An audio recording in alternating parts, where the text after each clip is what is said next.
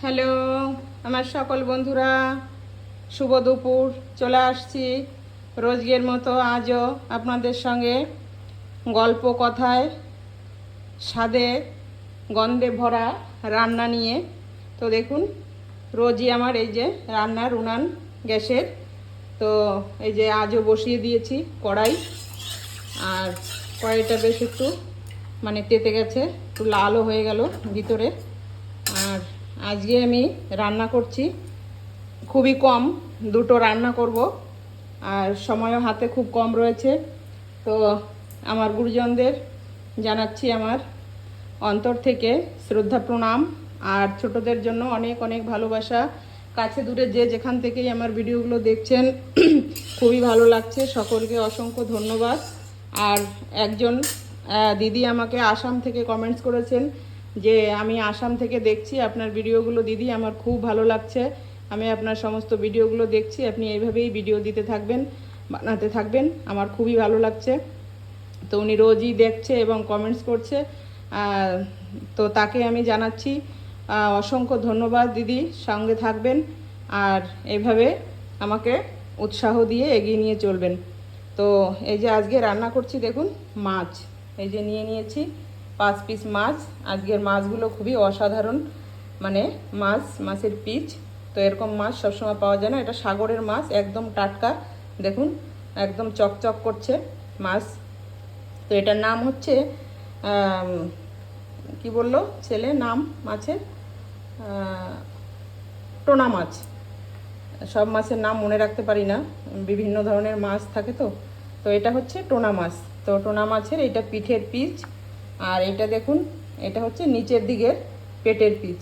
তো এই পেটটা এই যে সুন্দর পিসটা করা হয়েছে।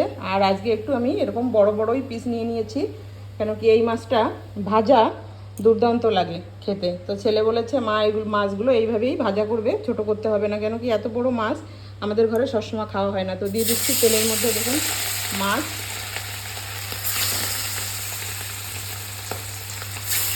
তো এই মাছগুলো আমি ভাজা করব। আর একটা মাছ আছে, সেই মাছটা হচ্ছে পোকারি মাছ।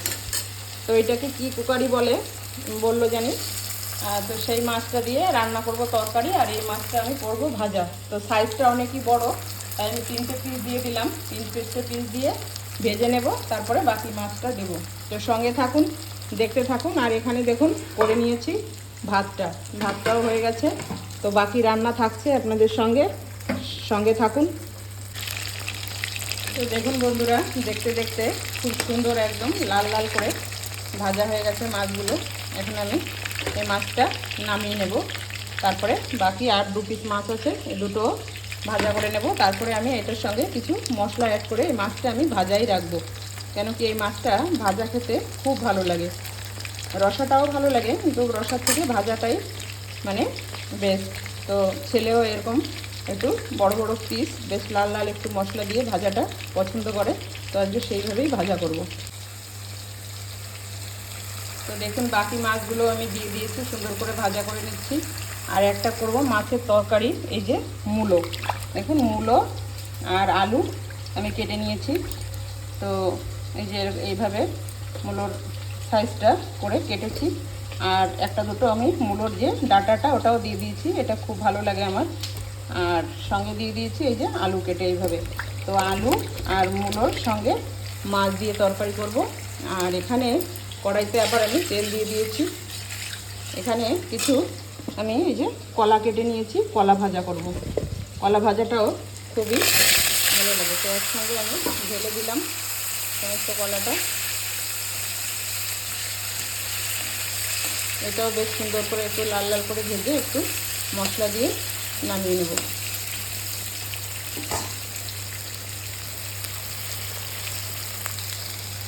এইভাবে এরকম পিস পিস করে আপনারা এরকম মাছের মতোই এই কলাটাকে লাল লাল করে ভেজে যদি একটু মশলা দিয়ে এটাকে ভাজা করেন, তো এটাও খুব দুর্দান্ত লাগে খেতে। তো আমি মাঝে মধ্যেই এরকম ডালের সঙ্গে ভাজা করি, তো এমনি কখনো এমনি ভাজাও করি। তো আজকে আমি এই যে মাছ ভাজা কলা ভাজা করছি, আর মূলো মাছ দিয়ে একটা তরকারি। তো সঙ্গে থাকুন। তো দেখুন বন্ধুরা, সমস্ত মাছগুলো আমি সুন্দর এইভাবে একদমই একটু কড়া কড়া লাল লাল করে ভাজা করে নিয়েছি। তারপরে এই যে কড়াইতে তেলটা রয়ে গেছে, এটার মধ্যে এখন আমি দিয়ে দেবো কিছু মশলা। তো এই যে আমি এখানে দেখুন পেঁয়াজ আদা গ্রেট করে রেখেছি, ওটা দিয়ে দিচ্ছি।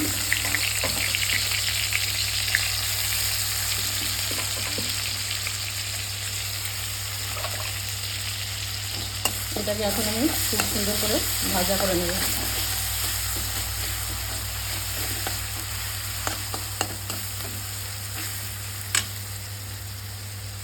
আর অল্প অল্প করে এর সঙ্গে আমি মশলাগুলো অ্যাড করতে থাকবো। তো প্রথমে দিয়ে দেবো অল্প করে হলুদ, মাছের মধ্যে যেহেতু হলুদ লবণ সবই দেওয়া আছে মাপ মতো। আর দিয়ে দেবো অল্প করে লবণ, লঙ্কাটা দেওয়া নেই যেহেতু সেজন্য দিয়ে দেবো একটু লঙ্কা গুঁড়ো, একটু ঝাল ঝাল হবে ভাজাটা। আর তার সঙ্গে অ্যাড করব আমি এই যে ফিশ কারি মশলাটা। এই ফিশ কারি মশলাটা একটু বেশি দিয়ে দেবো।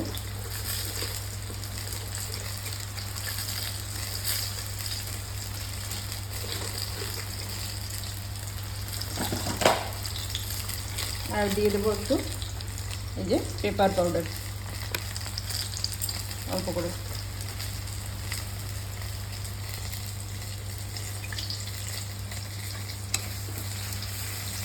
এগুলো দিয়ে বেশ সুন্দর করে একটু নেড়ে চেড়ে এটাকে সুন্দর একটা গ্রেভি করে নেব ভাজা ভাজা করে।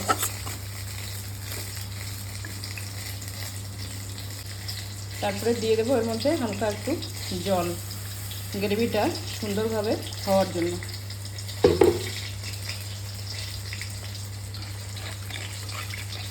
এটাকে আমি ফুটিয়ে সুন্দর একটা গ্রেভি করে নেব। আর এদিকে দেখুন কলাগুলো সুন্দরভাবে একদমই লাল লাল করে ভাজা হয়ে গেছে। তো কলাগুলোর মধ্যে আমি মশলা অ্যাড করব না, এটা এরকম সিম্পলি ভাজা রাখবো, এটাও খুব ভালো লাগে। তো কলাটাও ভাজা হয়ে গেছে, গ্রেভিটা হতে থাক, সঙ্গে থাকুন। তো দেখুন গ্রেভিটা হয়েই গেছে। তো এখন আমি এর সঙ্গে আর একটু হালকা মশলা অ্যাড করবো, এটা হচ্ছে গরম মশলা। তো এটা অল্প করে আমি দিয়ে দেবো সুন্দর একটা ফ্লেভার হওয়ার জন্য। তো এখন আমি এর মধ্যে যে ভেজে রাখা মাছগুলো একটা একটা করে এভাবে দিয়ে দেবো।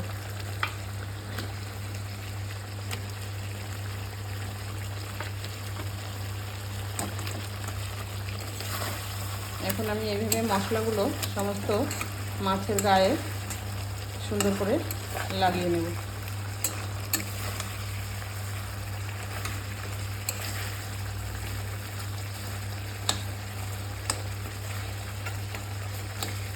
আজ বন্ধুরা তেমন কিছু গল্প করছি না, আজকে আমাদের এখানে আসবে আমাদের গ্রামে নগর কীর্তন। তো আজকে পুজোর জন্য কিছু আমার এক্সট্রা কাজ রয়েছে, সেগুলো যদি আমি কিছু পারি আপনাদের সঙ্গে শেয়ার করব। আর যদি তুলতে না পারি তাহলে তো আর হবে না, চেষ্টা করব কিছু দু একটা আপনাদের সঙ্গে শেয়ার করতে। সেটা আমি কাল আপনাদের দুপুরে ভিডিওতে দেখাতে চেষ্টা করব। তো সঙ্গে থাকবেন আর ভিডিওগুলো দেখতে থাকবেন। দেখুন সুন্দর একটা কালার চলে আসছে, আর এটা খেতেও খুব ভালো লাগবে, টেস্টি হবে, দারুণ। তো এইভাবে আমি মাছগুলোকে ভাজা করি। আর এটা খেতে দুর্দান্ত একটা স্বাদ হয়। এরকম একটা মাছ হলে থালায় আর কি লাগবে। তো সবসময় এরকম বড় পিস আমি রান্না করি না, আর এত বড় পিস কেউ খেতেও চায় না। তো ভাজা মাছ যেহেতু একদম তাজাই মাছ, তো এরকম একবারই খাওয়া যাবে, বারবার এত বড় মাছ এরকম খেতে পারবে না কেউ। তো দেখুন তেলটা ছেড়ে দিয়েছে। তো এখন আমি সুন্দরভাবে মাছগুলো আমি তুলে নেব। তো দেখুন হয়ে গেছে আমার মাছ ভাজা, কি অসাধারণ লাগছে, দেখেই লোভনীয় লাগছে। এই যে হালকা হালকা একটু তেলের মধ্যে মাছগুলো দেখুন চিকচিক চিকচিক করছে, আর সঙ্গে বেশ স্বাদের মশলা। আর এই একটা মাছ হলেই আপনার খেয়ে নেবেন সারা ভাত। তো এই যে রয়েছে আজকের মাছ ভাজা। কড়াইতে আবারও আমি তেল দিয়ে দিয়েছি, দিয়ে দিচ্ছি তেজপাতা, দিয়ে দিচ্ছি গোটা জিরে,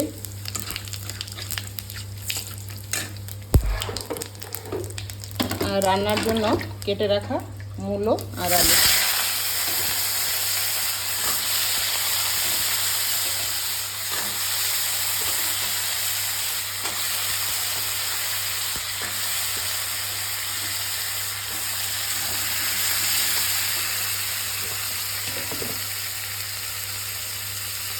দিয়ে দেবো স্বাদ মতো লবণ,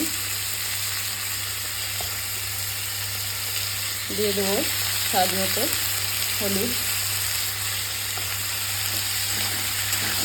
আর এই তরকারিটা আমি কাঁচা লঙ্কা দিয়ে রান্না করব। এটার মধ্যে গুঁড়ো লঙ্কাটা একদমই ব্যবহার করব না।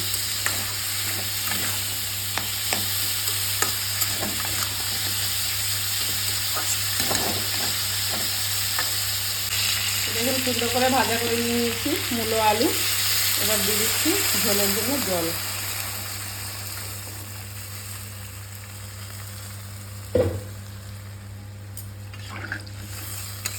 লঙ্কাটাও আমি দিয়ে দিয়েছি এর মধ্যে। এই যে কাঁচা লঙ্কা, বোম্বাই লঙ্কা দিয়েছি। স্বাদও হবে, ঘেরানো হবে, ঝালও হবে, দারুণ হবে রান্নাটা। দেওয়ার জন্য মাছগুলো আমি ভেজে রেখেছিলাম আগেই, এগুলো ছোট ছোট পিস। মাছগুলো এখন আমি দিয়ে দিচ্ছি। এবার ঢেকে দিলাম, ভালোভাবে রান্না হোক। দেখুন এই যে মূলোর তরকারিটা রান্না করার জন্য এই যে বেটে নেব একটু কালো জিরে, মানে জিরে আর এই যে আদা। তো একটু আদা দিয়ে দিয়েছি আর গোটা জিরে দিয়ে দিয়েছি। এই যে এটা বেটে নিচ্ছি।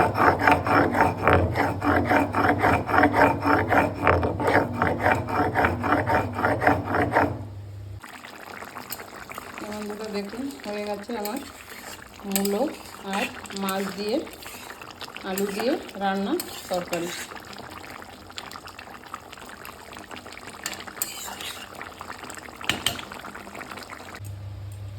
তো আমার সকল বন্ধুরা হয়ে গেছে আমার আজকের মতো হালকা ফুলকা সাধারণ রান্না দুপুরে। তো দেখুন করে নিয়েছি ভাত, আর এখানে রয়েছে এই যে একদমই সিম্পল কলা ভাজা, আর এখানে রয়েছে যে